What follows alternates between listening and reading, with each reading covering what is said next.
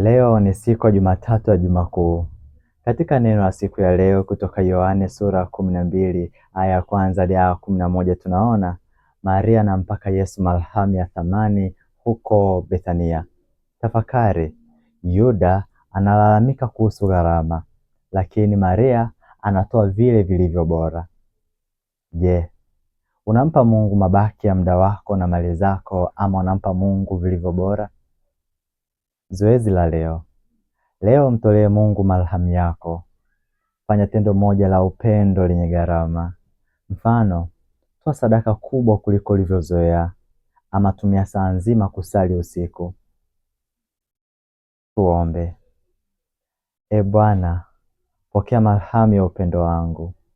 Maisha yangu yawe harufu nzuri mbele zako, nikijitolea kwa dhati bila kuhesabu gharama. Tunaomba hayo kwa njia ya Kristo Bwana wetu. Amina.